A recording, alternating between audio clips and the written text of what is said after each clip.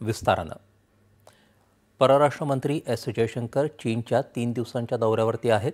त्या चीनमधल्या तियानजिन शहरात शांघाय सहकार्य संघटना म्हणजेच SCOच्या परराष्ट्र मंत्र्यांच्या बैठकीत सहभागी होणार आहेत।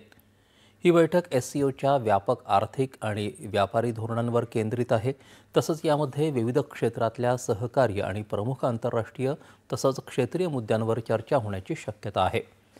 SCOच्या 10 सदस्य देशांमध्ये भारत, चीन, Russia, Pakistan, Iran, Kazakhstan, Kyrgyzstan, Tajikistan, Uzbekistan आणि बेलारूस यांचा समावेश आहे।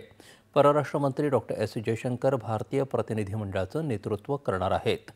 तत्पूर्वी त्यांनी आज चीनचे उपराष्ट्रपती हॅन झेंग यांची भेट घेतली। पंतप्रधान नरेंद्र मोदी आणि चीनचे राष्ट्राध्यक्ष शी जिनपिंग यांच्या कझान इथं ऑक्टोबरमध्ये झालेल्या भेटीपासून द्विपक्षीय संबंध सातत्यानं सुधारत असल्याचं जयशंकर यांनी नमूद केलं। कैलास मानसरोवर यात्रा पुन्हा सुरू झाल्याबद्दल भारतात आनंद व्यक्त होत असल्याचं त्यांनी सांगितलं।